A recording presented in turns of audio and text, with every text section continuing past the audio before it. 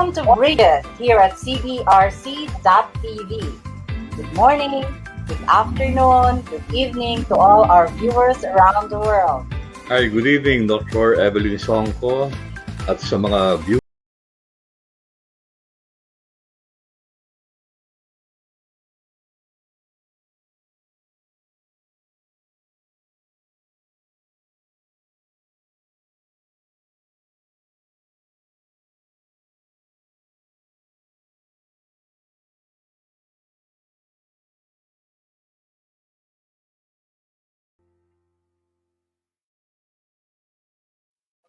Mabuhay! Isang mainit na pagbati mula sa aming lahat dito sa Bridges. Magandang gabi sa inyong lahat ng mga nanonood at sa mga ibang bansa o panig ng mundo. Magandang umaga at magandang hapon. Ang ating pong programa ngayon ay handog ng LBS Technologies at ng DCTV Legazpi and of course of the College of Science Alumni Association at ang UST Alumni Association Inc. Ito po ang inyong lingkod, si Hidilyn Songko, at natural po, kasama ko muli ngayong gabing ito si Attorney Dwight, ang Second Vice President ng Law Alumni Foundation Inc. Attorney Dwight, hello! Hello, Doc Evelyn, and sa ating lahat ng mga nanonood ngayon, magandang gabi, magandang hapon, at magandang umaga sa inyong lahat. Salamat muli sa pagsama ninyo sa amin. Ay, nako, excited tayo ngayon, Attorney Dwight. Hindi ba napaka-espesyal naman ng ating kasama, sikat na sikat, ano? Hindi ba? Natutuwa ka ba? At meron tayo, for the first time, gold medal from Olympics. Ang saya, no? Yes. After almost 100 years, nagkaroon din tayo ng gold medal sa Olympics. Oo, at malaki ang ginagampanan ng maraming tao sa paligid ni Hidilyn, di ba? Nakakatuwa dahil maraming mga sumusuporta sa kanya, hindi lang yung mga cheerers, kung hindi yung mga tao na nagpapalakas talaga ng kanyang loob, di ba? Yes, meron siyang team behind her. Yes, meron siyang team. At isa sa kanyang mga team ay nakasama doon sa Japan ay kasama natin ngayong gabi. Gusto mo bang i-introduce na, Attorney Dwight? Yes, of course, Doc Evelyn. It will be my big pleasure to really introduce her. Our guest tonight is Dr. Karen Katrina Trinidad. She is a registered psychologist and a certified specialist in clinical psychology.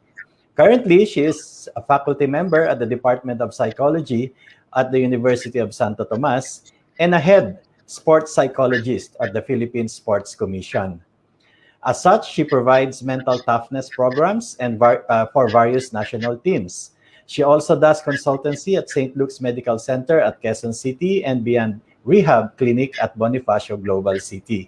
Let us welcome Dr. Karen Katrina Trinidad, the psychologist behind Miss Hidilyn Diaz, winner of our first ever gold medal in the Olympics. Okay, hello. Good morning, good afternoon, good evening to everyone. Hi, Doc Karen. Hello po. Welcome. Hello, Attorney. Hello, Doc. Hello, welcome. Talaga naman. Doc Karen, tuwang-tuwa kami. We're so proud of you, Nakakatuwa. Correct po. I'm sure Isang malaking excited si Attorney Dwight. Yes, that's right. We're really so proud of you. And alam mo, feeling namin, ako personally, gusto ko malaman, ano yung mga naramdaman mo after Hidilyn won the gold medal sa Olympics? Ano yung naramdaman mo? Sobrang saya, ma'am. No? Sobrang saya because we've been preparing for this for several years already. So when she lifted the last one, and then it was successful, sobra, no? I was screaming in front. That's Mahabang proseso yan. Ang sinasabi mo ba, Dr. Karen, hindi yan ilang buwan lang? Hindi ba yan ganyan? Na Correct. After a few months, ready na siya? Mahabang proseso yan? Yes, Doc, because when we talk about Olympic cycle, we're talking about 4 years, no? But in this case, naging 5 years siya because it was delayed by a year. So the preparation technically is 5 years. Wow. Yan. So all throughout those 5 years, you were journeying with her. Ganun ba yon? Yes, Doc. Yes, Doc. So basically, when she won yung 2016 na Rio Olympics, we already started no with the preparation for the Tokyo 2020. So we may mga competition siya in Anaheim in 2017. I was with her. Then meron din in Thailand, in Rome. So may mga competitions that I was with her so that I can observe in terms of her behavior, in terms of what are the anxiety arises during competition. Yan. Yeah. And Oh, together okay. with you is a Yeah. whole team Correct po, supporting attorney. her. Correct, Yes. attorney. Oh, Kasi that's we very really need to interesting. be a team in a sense because in the case of Hidilyn, her weightlifting kasi is meron siyang weight category. And one causes ng anxiety ni Hidilyn is her weight. No? That's why very crucial yung nutritionist that we have. No? So with that, at least nabawasan yung kanyang anxiety with regards to weight. And then the strength and conditioning is very essential as well, no? Because he's the one designing in terms of what particular muscle yung kailangan palakasin for her to achieve the maximum no, performance or potential. And then we have the foreign coach, which is Coach Gao. Sa kanya naman, it's more of the techniques, no? And the technicalities of weightlifting. Yeah. And Oh my God. together with the team, you were the psychologist Hmm. all throughout the Yes, preparation. yes po, Oh. attorney. Sa buong Olympics, ilang kayong sports psychologists from the Philippines na sumama Okay. sa Philippine team? Okay, yung sumama po sa Tokyo, technically parang dalawa lang po kami. One from the boxer, so focus niya is yung sa boxers. And then ako lang po yung from PSC. The reason behind that Oh, is because very few lang po yung allotted na delegates from the Philippines. Yeah. oh, I see. So Yes. talagang nakita And mo naman ang effect, no? Mga winners, yung talagang merong sports side, mga winners sila. yes. Nanalo din yung ating sa sa boxing, di ba? Yeah, Correct si po. Attorney Dwight Yes. excited yan, maraming tanong yan eh. Diba? Yeah, and so specifically anong role ng psychologist doon sa preparation na yan for the success of these athletes? Okay, basically, attorney, malaki po ang role ng sports psychologist, no? Because we have this perception before na pag sinabi nating athlete, it's all about physical. No? So, ngayon, meron na tayong fina-follow na yung performance is meron siyang tatlong formula, the physical, the technical, and the psychological. Most often than that, we focus on the physical and the technical aspect and then neglect the psychological. So, siguro for the past few years, nagtataka tayo, why is it that we're sending good athletes but they cannot produce, no? Basically because the psychological aspect is the one missing. Yes, and yung psychological aspect pa naman, it comes at the crunch time. Correct. When it's really very crucial na, yung end game na siya, di ba? At halos talo o halos panalo, that's when it Correct. really gets hard psychologically. Correct, Yes. correct. Actually, meron po akong, may pinipare po ako na slide so that you can just see over, no? In terms of, I prepared for this because I was excited with Dr. Evelyn. Sige, Thank you. next Yeah. slide, please. Yeah. For the viewers also, no, to have a bigger idea or awareness in terms of what sports psychology is all about. So basically, the importance is really to enhance the individual athletic performance. No, it's more of the mental skills, the strategies that we have to focus in. And the next slide. Okay, this is what I'm mentioning. That sports is already science. No, we cannot win because of luck. We cannot win because of yung alachamba. No, hindi siya. So it's already science. So it should be something that is scientific and measurable. Next slide, please. Okay, so here is what I'm mentioning. The performance is the physical, technical, and the psychological aspect. Next. And then here are the attributes. Look at this one. The psychological, we have the confidence, concentration, consistency, and control. Neglecting one of that can interfere with the performance. No? Kahit minsan sobrang prepared siya, if the confidence is having problem, then 'di ba, doon sila nagcho-choke. even the concentration. There are athletes who are good starters but they cannot finish very well. No, meron din athlete that they are very good but they cannot control in terms of their emotions. No, so this one should be properly Mm. addressed as well. Next, Mm. please. And then I'm going to share lang next slide. Okay, so sinasabi nga dito, mental skills like physical skills, kailangan, no, na pinaghahandaan. Hindi siya pwede na weeks before lang the competition.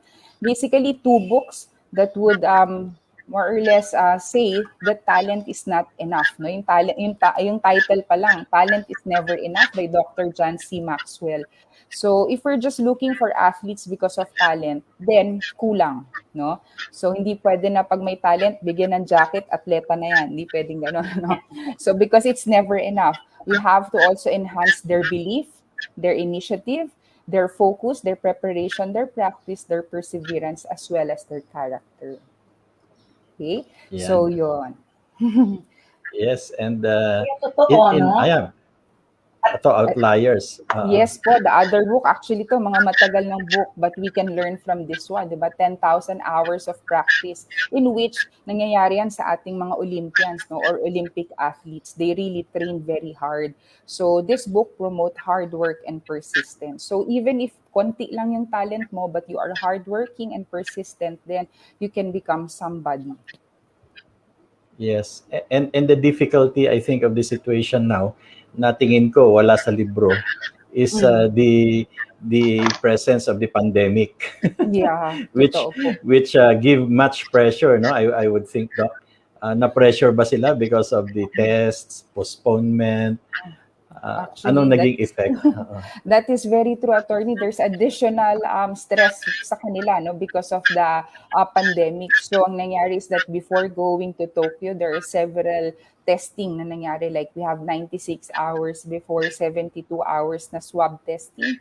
And then, upon the arrival in Tokyo, may additional testing. And then, every day in Tokyo, you have to submit saliva for testing. So it adds, no, because you know na you're submitting, so tinetest siya kung if you are exposed or positive. So that's additional pressure and anxiety to them. Yes, and how did you treat Grabe. it? How, Araw-araw yan. Araw-araw ginagawa. Doc Yes, Karen. Doc. Araw-araw po yan. We are Araw-araw also may required. anxiety yun. Correct Oh po. my We are God. also required to answer. May app kasi kami sa cellphone that we need to answer regarding the symptoms, kung meron. So yun din. So sometimes while eating breakfast, o nasagutan mo na ba yung app? Did you submit the saliva already? So additional, no? So in our case, what we did is that sinabi namin that it is really required, no? So we have to follow protocols. And there's a reason behind that, no? Bakit kailangan gawin yun? So if you explain naman to the athletes as well as the coaches why, then they are going to follow it naman. yan, of course. So, talagang yung pressure ng pandemic, tapos may pressure talaga yung you are your country's bet, di ba? Pressure talaga yon. And Correct. definitely, alam mo, you need to be physically strong, combine it with mental fortitude and control. How do you help how did you help the athlete become calm in this position and merong mental focus amidst all the pressures they have? Kailangan merong ganun eh. Hindi naman Correct. hypnosis ang ginagamit mo. Correct po. Hindi po daw. Actually, ano po Yung siya? style mo ng management of athletes. Okay. So, in my case po, I think I have a slide also for that, Doc, so that they can easily see also. Wow. Yeah. In the case of Hidilyn Diaz, I have several things that I asked her to do, no? Because knowing si Hidilyn, she also tends to overthink and nagkakaroon siya ng anxiety because of the pandemic. So in her case, she was locked down in Malaysia. So she was in a different country pa. So additional, no, because of course kung dito siya, mas madali because she's already Hidilyn Diaz. But in Malaysia, of course, there's no special treatment for her. So in that case, so can you please show the slide? So during the pandemic, she asked if we're going to stay or not. So sabi namin, of course, we're going to stay. Sige, next slide. Because we don't see her, no, only as an athlete, but also as a person. Sige, next slide. Actually, this one is just telling that very important that we focus on the athlete in general. No, we have to focus on this different aspect, not only the physical, but also the cognitive, the social, the moral, emotional, as well as the culture. So next slide. So to answer Mm, your mm, question here, what did I do now with Hidilyn? So I told her to develop the ability to be resilient, no, because the situation is already there, but the only thing that we can control is to cope with the situation. So accept that there are things that are not the same. So be creative how you can train. So makikita mo may mga videos that she was lifting just a bottle of water, no, and a bamboo, no, kasi wala siyang mm, equipment during that time. Okay, go back. And then, yan, to control or focus on what she can control. Things that you cannot control, wag mo na siyang isipin. Sayang lang yung energy mo dyan. No? So, adapt a regular routine for the purpose of, so that you have a sense of purpose. So, do things that you enjoy and make you feel good. Very important yan during this pandemic, no? So, my suggestion to her was 1 hour every day to enjoy kung ano yung gusto niya, no? It might be Netflix, drinking coffee, cooking, journaling, whatever that she like for the day, she is allowed, no, for 1 hour. Ang tawag ko doon, me time. Stay connected with people. It's okay not to be okay. So ito, just telling her that the situation is difficult, but whatever thoughts and feelings you have, it's okay that you're not okay, but we are here for you. Ito sa Pinoy, very important, humor and laughing can be one of yeah, the best survival tool during pandemic. So the reason why this is very important is that when mental health, okay, if you're mentally healthy, you enjoy life, the environment, and the people with it. So your decision making during crucial time or difficult time is very medyo mas madali compared with you're not mentally healthy. Yes, and talking about Heidi Lindo, you were with her for several years, and Mm-hmm. as you said, it's a development period. Yeah, and Mm-hmm. how do you describe that development of hers through those years?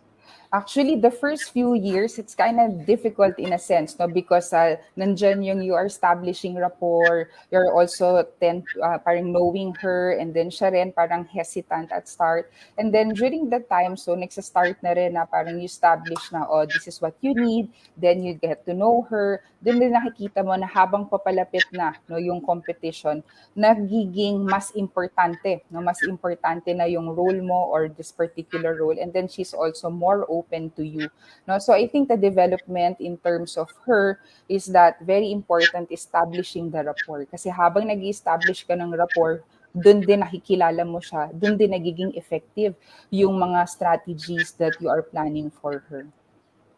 Yes. And yeah, Doc Evelyn, ha, actually dito ko parang naiisip, no, at nakikita, ito yung kasabihan na tip of the iceberg. Eh. Hindi po ba? yeah, What we see, angkop na angkop sa title natin, eh, yung struggles and everything. But the success is only really just the tip of the iceberg. Agree, attorney. You're looking at a very small portion, and a very, very big portion talaga is underneath. And Agree, agree. ito yon. Yeah, and Yes. yeah. Hidilyn also underwent a lot po in terms of problems, struggles. But what is good about her is she's very resilient, and Mhm. her ability to accept, no, whatever the situation it is. No, so in terms of mindset, she has the right mindset. Yes. Is it the same for the other Mm-mm. athletes, you would say, na you've handled? Well, in the case of Hidilyn, because she's already more or less elite na siya, no? She experienced a lot already. So, mas in terms of maturity, there's already that sense of maturity in her. And also in terms of how she look at situation, it's kind of more different and more parang mas elite level na compared to other athletes. Yes. That's right. That's nice. So, paano yun napo-postpone palagi yung, yung sa Japan na-postpone yun, ano? Ano yung nagiging feeling ng athletes? Meron silang uncertainty eh. How did you Yes, no? manage that? Yung uncertainty ng mga athletes, every now and then, matutuloy ba to? Hindi ba to matutuloy? Yeah. How did you manage that? In Okay, so particular with Hidilyn? That is very true, no, Doc? Because yun yung mga things that you cannot control in terms of that, no? And then knowing that you prepared for it very well. So in the case of Hidilyn, I just mentioned to her that take it one day at a time, no? Improve 1% every day, not for the Olympics, but you as a person, no? So yung Olympics is just one competition, but at the end of the day, 'di ba? You as a person, yun yung napakahalaga. So in her case, bumalik siya, nag-online schooling siya, no, nag-cooking siya, nagluto-luto siya doon. So she made herself more productive. So I asked her also, what are the different roles that you are playing in life, no? So gumawa siya ng parang paper doon. So may circle doon, that is you. And then these are the different roles that you are playing. So you're still a daughter, you're still a sister, you're still a classmate. So yung mga ibang aspect that you're not parang focusing before, habang on hold pa, no, yung decision ng Tokyo, you still continue to train, but also other aspect of your life, you have to focus also. Yan. And I think what struck me there was talagang at the end of the day, ang kalaban mo, sarili mo rin eh. Correct. Di ba, Doc? Opo. Yes. Yeah. Totoo po yun. Totoo. Yes. And Totoo. yes. And It's we're your really mental thankful din. mindset, no? Tama Yes. ba? It's your mental mindset. So it's not Correct. just really making yourself develop the muscles, no? But really looking into how you're going to use your muscles so that you can achieve your goal. And how did you keep her focused on the goal? How did you keep her focused on that? Okay. So we developed, no, as a team yung parang motivation namin or yung parang naging goal namin. So our goal talaga is to bring home gold medal for the Philippines, no. So even if sometimes our decision iba-iba, or minsan yun nga medyo magulo yung decision ng Tokyo, we always go back, no, yung why. The motivation is really to go back to the why, which is to focus so that anytime the Tokyo would announce na tuloy, we are more than ready. So yun nga yung nangyari, no. Yeah. Nakakatuwa, And nakakatuwa naman. yes, and I think Yes, we have to give very right. we have to give it to Hidilyn din talaga because prior to this nga prior to the gold medal, hindi natin na-realize yung team na ito eh and the role of the psychologist. Pero alam naman natin siya mismo yung nagpasalamat sa team niya. And then naisip natin bila, oh, ganun pala, no? Meron pala siyang psychologist, may nutritionist when she thanked her team. And then I guess that's how the layman, yung mga tao tulad natin, was able to realize, ganun pala ngayon. That's how to be an Olympian. Thank I you think daw, one sabi ni good- Attorney Ellen Karen for Thank you. helping Hidilyn and the Filipino people. Si PJ, meron siyang meron siyang shout out dyan.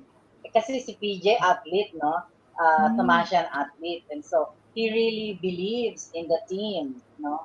Talagang kahit na let's say, yung event, isang tao lang ang nagpe-play, no? Isa lang tao nakikipag-compete. So, ang tingin natin, when you are playing basketball, you are in a team. Okay? Pero yung pag nag-iisa yung nagko-compete, akala mo wala siyang team. Yung pala may team siya talaga behind him or her. There is a team, no? Yung bang basketball players, do they also have sports psychologists? Dr. Karen? Yes. Do they really Yes, also Doc. need that? Actually, the more that they need, if they are in a team sport, the more that they need because you are dealing with more people, no? So, big sabihin, individually, they should be mentally strong so that they can work together as a team because they cannot maximize what they have if they are not working as a team. So, the more people na meron sa team, it becomes more complicated, the more that they need people behind that. Oh, It's true. Ganun pala yun. Ano yun? So, isang athlete, kailangan isang sports psych or not necessarily? Not necessarily po. Pwede po na isang psychologist lang sa buong team. So the psychologist should design a program as a team and also design a program individually. So, Yeah. paano yun? So- I say, sa Philippine Sports Commission, ah, bawat event ba merong sports psych or ikaw sports psych ka, ang dami mong events na hinahandle? Yeah, because Ganun ba of yun? yeah, few lang po, very few practitioners po of sports psychologists in the Philippines. Ang nangyayari po kasi we have four consultants or four psychologists in PSC and three psychometricians. So basically, we divide. I think we have 40 to 50 events in PSC. So we Mhm. divide it Wow. among us. Yeah, and then kung sino talaga yung pinaka kailangan, kunyari naka-plot siya no, for the year, sino may mga competitions for this year, and then yun po yung may mga sessions on a regular basis. Ayun. So Doc I Karen, see. gaano nakatagal itong sports psychology na ginagawa? Is it a recent development or matagal Mhm. ng practice ito? I think, attorney, in the PSC, when I started there in 2008, meron na talagang sports psychology unit. No? So I have to commend PSC with that they already started the program for sports psychology way back before. I think the misconception or yung gap here is with the coaches and the athletes that they don't avail of the services because meron namang a unit doon. It's just that they don't make use of the services available because primarily because may stigma pa rin, no? When you consult with a psychologist, feeling nila wala, something is wrong with me, no? But in general, consulting a professional is a good help, no? It's a good way of helping yourself. That's true. So in terms Mm. of number, marami po kayo na nagpa-practice niyan or we need more We need or more. okay lang yung number? Actually, we need more po kasi sa first world countries, talagang specialized sila. Like kunyari sa isang boxer, per boxer, isang sports psychologist. Talagang tutok na tutok talaga. And they have their own specialization. Kunyari, aquatic yung sports psychologist. Puro aqua lang siya or puro kunyari combat sports. So talagang highly specialized sila. But here in the Philippines, since we are just few, there's a tendency that you really have to work with several. So you have to study the sport, you have to study the behavior of the athletes as well. Yan. Mm. So So talagang intense, no? When you Mhm. are journeying with an athlete, it is an intense relationship between the sports psych and the athlete because Mhm. it's really get well after establishing the rapport and then you get to know each other and then you really observe the behavior of the athlete. Dito ba sa ganitong klaseng relationship, there are also values that are developed among the athletes. Correct. Actually, sa sport po dito, ang pinakamagandang nade-develop ang values, no? One is that the more that you know them, nakikita mo saan aspect yung kulang or saan aspect that can be, pwede pa siya mas strengthen, no? In the case of yung athletes, so you observe them during training, you observe them outside the training, you observe them during competition and after competition. So nakikita mo saan doon yung mga kailangan na values that you have to also help them. yeah. And so Doc, for those Okay. wanting to be like you, no, or wants to go into that practice, anong ma-advise mo? Mhm. Actually po, yung sports psych, since it's very few here in the Philippines, actually marami pong nagtatanong because it's very interesting, no? One, meron tayo na, yun nga, after you finish the BS Psychology, you can take up yung psychometrician board exam and then take the masters. And then after taking the masters, then take the board exam for psychologist. So technically, you are already a psychologist. And then after that, pwede po kayong mag-affiliate with PAP, na Psychological Association of the Philippines, and meron po dong special interest group which is the Sports Psychology Unit. Ayun. And does it have to be that mahilig ka rin sa sports o sporty ka rin? Thirdly, siguro po, ano lang, as long as you are interested, no, with the sport, so that you can understand the sport itself para alam mo kung ano yung mga bagay that naiintindihan mo yung laro. And then after that, kahit hindi naman siguro sporty, okay lang. As long as siguro you are open and also more of yung travel ang medyo mabigat doon because you travel with them kasi mas maraming anxiety na lumalabas during or before the competition. Ayun. I And how about you, see. Doc? Did you ever play sports? Before po, when I was in high school, I was a swimmer. And then, yeah, Ayun. playing basketball and volleyball also. Ayun naman pala. How will you describe the development of Hidilyn from the first time that you handled her, pagkatapos yung hanggang ngayon?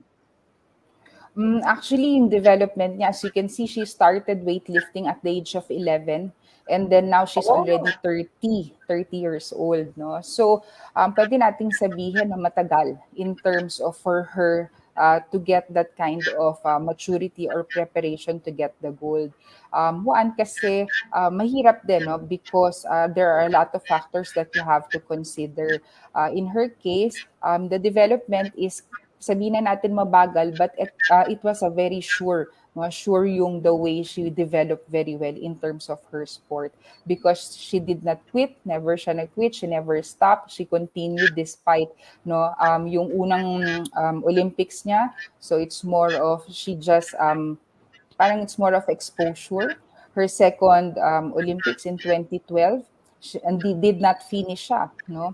And then, but she continued in 2016. She was able to get silver, and then in Tokyo, dun siya nakakuha ng gold. So looking with that kind of performance, diba, despite the struggles, despite the failure, she still continue, no? Because her goal talaga is to give gold to the country. Yan. Ang galing, So, Attorney Dwight, no? That is oo really nga eh. amazing. It's Yeah, really how she amazing. developed through the years. Yes. And then how also Dr. Karen joined her Yes. journey to success. Napakaganda Yes. nung mga, actually, very interesting yung mga stories behind the scene. Diba? Mga Yes, stories behind the behind scene. the scene. Yes, Attorney And Dwight. yeah, and kanina nga it reminded us of the saying nga na it's just the tip of the iceberg.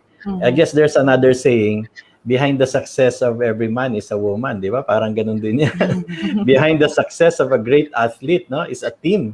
And that includes the sports psychologist. Yes, Napakalaki pala na talaga ng role. So what it takes to be an Olympian, now you should have the team behind you. Okay. Very grateful din. Talaga din naman. Sabi ni Iya, can love destroy the focus sa sports? Tama ba yon? Can love be a distraction Love or life. inspiration for sports? It can be Love both, no? life. It can be distraction and inspiration, no, to the athlete. So it really depends in terms of the maturity of the athlete. Of course, siguro pagka medyo bata-bata, high school or college, because they are yung decision making nila, no, is not yet fully matured, then it becomes it can be, no, it becomes a distraction. But I think pag mature na sila, they can easily, no, set aside that ngayon training, wala muna tayong away, no, away tayo after training. So pwedeng ganon. It depends also on the person, no? Sabi ko nga, how will you know if the relationship is right for you, diba? If you become nai-inspire ka, if you become a better person because of that relationship. Yeah. Yes. And I think, Doc Evelyn, sa sports, di ba, yung mga athletes, malakas ang discipline nila. That is one of the things that they really develop, no? Talagang discipline. Ang sports discipline, sportsmanship, of course, no? Yun ang mga importanteng values na nadidevelop nila. Yung personality nila, nadidevelop nila. Doc Karen, when you handle an individual athlete and handle a different, a team, a group of team, magkaiba ba yung style ng pag-lead or pag-guide sa kanila? Magkaiba po kasi depende siya with the event or the sport, no? But usually what we do is we do assessment first, no? We start with asking them to answer a questionnaire Kunyaring questionnaire can be a mental toughness questionnaire so that we can see in terms of what level no yung mental toughness nila, and then from there we explain to them the results, no. So and then we ask them, this is ito yung mga things that can be improved, no. So and we also follow this particular pyramid, no. So pag nakita na Mm. nila in terms of the results of ito yung kailangan i-improve, then we develop this kind of pyramid, no, the basic, the preparatory, and performance skills. But makikita nyo dito sa level 1, very important talaga establishing the right mindset. The right mindset can be how they define failure or success, no. Kasi yun pa lang, no, there are a lot of people who are afraid of failures, but technically failure is not the opposite of success, but it is part of success, no. So dapat kunyari even if they fail, they look at it na ano yung what can I learn from this particular situation. So with that, you develop a great mindset, no. And also here yung motivation, the why are you doing it, no. And then you establish your goals and commitment, and then people and life skills is very important. Tapos dito, pagka na-develop mo na tong basic, then we move up to the next, no, preparatory, which is managing anxiety. Self-talk is very important. As you can see with Hidilyn, the one motion, no? Kasi it becomes automatic. Pag sinabi mo sa katawan mo, then it becomes automatic already. And crucial sa kanyan because before siya aakyat sa stage, she's always being reminded that you are prepared, you can. Yun lang yung paulit-ulit na sinasabi before going up the stage, no? You are prepared, you can. No? And then mental imagery is also very important. Later, you're going to see yung suot ni Hidilyn, no? Na blue. She's already wearing that weeks before the competition. No? And then anxiety, managing emotions, as well as concentration. Yun. So, preparation So talaga is ito talaga, no? May science. Ito yung performance pyramid. So that Correct. is it. Yes. And this one was before the pandemic, itong pictures na to? Yes, attorney. Actually, before the pandemic, yan na. Hidilyn is not that typical na gusto niya sa office or sa clinic. Sabi niya, Doc, tara doon tayo sa coffee shop. Yan. Mas gusto niya yung parang casual lang. Or sometimes when we have session, we just walk. Naglalakad lang kami, kwentuhan. So, different athletes would have different parang style of having counseling. Sa kanya, gusto niya talaga it's more of yung parang kwentuhan lang. No, so that's before the pandemic. Next slide. And then after, nagka-pandemic na, no choice but it becomes telepsychology. So it's more of online. She's in Malaysia, I'm here in Manila, but very important is yung communication. No, hindi siya dapat napuputol because very important that whatever she's feeling, nandun ka, no, for her. Then, yan. So ito yung mga competitions lang. Yan, she was short hair pa dito. In 2019, and then other competitions as well. Yan. So sa Rome, and then Tokyo already. Yan. And you were talking about Ito po yung suot niya in Malaysia. So she was already wearing that weeks before, no? Every Monday, kasi alam namin Monday yung laro niya. So, pinapasuot na sa kanya everything. Tapos, naging simulation na siya ng what will happen to Tokyo. No? So, the 94 kilograms na bubuhatin niya, pinapabuhat na sa kanya 3 times or 4 times already every Monday. So, that she will be prepared for the competition. Ayun. And you were saying that yung approach... Yes. Okay, approach. Ito pa, meron pa, strategizing. Ay, sige po. Yeah, strategizing meeting, sometimes without Hidilyn, sometimes nandyan siya. So, depending on the topic. May times na wala siya dapat. Yeah. Yes. And you were saying na yung approach mo will really depend din on the personality, di ba? Kasi kung gusto niya sa coffee shop, ganyan. Pero may tanong kanina, ang tanong is, may certain personality types ba na mas bagay sa isang sport o mas hindi bagay? Meron din bang ganon? Meron po, kasi if you're going to look at it, di ba, meron po, kunyari, team sport, syempre mas bagay if you're more of extrovert. Pero nakikita rin namin that sometimes they can easily adjust because they like what they are doing. So even if kunyari, they are in team sport, tas introvert sila, they tend to adjust because they like what they are doing. Yun lang. Minsan, mas madali lang silang mapagod compared to the extrovert kasing exposure nila sa maraming tao. Ayun. Doc Mm. Evelyn, yes. May Ayan pa, may common, I pictures just pa want to tayo. ask, meron akong, Mm-mm. oo, meron akong gustong itanong, yung bang mga athletes, meron ba silang common anxiety? And meron ba silang common na concerns pagka anxiety concerns na rin yun, ano? Or common behavior when they are under pressure?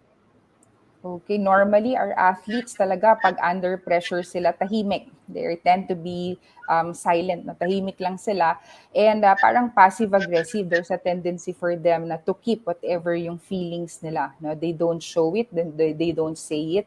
Kaya minsan, the way they compete, nandun yung gigil, nandun din yung sometimes na they cannot express what they want kasi nga because of that stress. No? So very important that they identify kung ano yung feelings nila so that they know we can help them address how to release that particular anxiety or stress. Yeah. Ayun, so Do you feel Doc them? Evelyn. Do you feel them? Like say before the competition, do you feel how they feel? Yes, Can you yes, Doc. sense it? Yes, Doc. Like in the case of Hidilyn before, parang nandun na yung natetend siya. So we develop her yung nagme-makeup. Yung nagme-makeup. And then when she feels good, when she feels beautiful, then she feels good. So naging routine na niya yun, yung nagli-lipstick siya, nagme-makeup siya, and then all of her opponents and coaches nakatingin sa kanya na anong ginagawa nito, mag-compete siya, bakit parang relax siya. So it also becomes a strategy, na parang the perception is that she's relaxed, she's good, so Confident, yun, yes. then confident during that time. So yun, pero naging routine sa kanya. After weighing in, kakain siya, after niyang kumain, papahinga, rest, and then nagme-meditate, and then after that, she will do the makeup already. Ayun. Doc I Evelyn, I think think, kanina earlier, Attorney Dwight, Dr. Karen mentioned, that there are a few only of sports psych in the country. Do you think this experience of Hidilyn, do you think there will be people who will get more attracted in entering into sports psychology? Yes, Doc. Actually, sabi ko nga, I was thanking her nasa Tokyo pa lang kami. Because sabi ko, because of you, our field, actually hindi lang yung psychology but also the nutrition and yung sports science talaga behind yung helping athletes. Nagkaroon ng awareness yung maraming tao that sports is really science, and for us to become successful in whatever sports, we really need expert in that field. So in the case of sports psychology, very thankful kami because of Hidilyn, because she was grateful siya kung paano nakatulong sa kanya. So at least yung tao, alam mo naman ng Pinoy, it's more of experiential. Kailangan ma-experience na, ay, okay pala. Then, sige, gamitin na natin lahat. Ganun. So, yes. And of course, we have to thank also si Doc and the entire team for really doing a great job. Magaling talaga po si Hidilyn. We just help her, but in terms of her, she's really good. We just help her whatever she needed. But she's really, really good. So siguro, Doc Evelyn, final. Hidilyn Yeah. So I think siguro final. Attorney Dwight. Final message siguro from Doc. I think we're running out of time, but do we still have time for? May konti pa tayong time, isa na lang. Okay, Anong sige, advice niya isa dun pa. sa mga interested sa fields ng sports psych? What do you advise them? Actually, we are welcoming you with open arms, because our athletes need people behind them. Because we are losing good athletes along the way. Because yung mga athletes na nabu-burn out, yung mga athletes na nagkakaroon ng injury, they need people who will believe and support and motivate them. So I think the field of sports psychology is very much open to people who are interested. Ayan, so alam na nila. Okay. So final Doc message Evelyn. na. Yeah, sige. Yeah. Sige. Oh, congratulations, Dr. Karen. Actually, when we learned about the victory of Hidilyn, and then we learned you're the one Mhm. also in the team. Wow, we were so proud of you. Congratulations, Thank Dr. you, Doc. Karen. Congratulations. Thank you, attorney. Yes. Thank you, Yeah. Doc. Yes. Thank you, Doc. And what is And any your final final message? message Yes. to our Final message. viewers? Siguro it's very important that we have a grateful mindset, no? What I always tell Heidelin is that the past is something that we learn from, the future is something that we look forward, but the present or the now is a gift that we have. So very important that we enjoy yung now, no? Because our athletes, ang training sa kanila is the nowest, Nowist. Because if you don't enjoy the now, you will not enjoy the future. So, Yes, very, very well Wow, said, Doc. beautiful message. Thank you. Thank you. Thank Thank you you thank you, very very Doc. much. much, Thank you, Yes, Dr. thank attorney. you. Karen. Attorney Yes, Vice? and thank you, of course, also to our sponsors, La Bundad Store, Rex Education, UST Atelier Alumni Association, and the UST Alumni Association for sponsoring the show tonight. And to find all the Bridges episodes, just go to cbrc.tv Bridges YouTube channel. To all Thomasian alumni, please follow on Facebook, the UST Alumni Association Inc., and please subscribe and visit our website, the UST Alumni Association.org. Let's support the Thomasian Alumni Community Exchange or the TAC Exchange, our online marketplace where Thomasian alumni sellers and buyers meet. For every purchase you make, you are able to help the USTAAI advocacies for quality education, disaster relief, and rehabilitation of sustainable environment. For those who are interested to join the TAC Exchange, you can subscribe to USC Alumni Association Inc. or contact Dr. Teresita Mir at 0917-849 8490467 and Miss Ces San Juan at 0917-596-0742. And of course, let us support quality education by way of donating a beautiful storybook entitled Cargasus to any public school of your choice. Just call Dr. Marilyn Cano at 0917-820-1103. Thank you to all CBRC administration and staff. Thank you also, Alex, for our beautiful episode poster. Join us once And more on Tuesday for another exciting episode about our Filipino heroes. And of course, that is with Dr. Jose Victor Torres here at yeah, CBRC, same time. yes, and here at Bridges, we do not build walls, we build bridges of people and knowledge. Have a great week ahead. Good night. And here at Bridges, we build bridges of faith, bridges of hope, and bridges of love. Thank you, everyone, for joining us tonight. God bless you. Enjoy the rest of the evening. Mabuhay.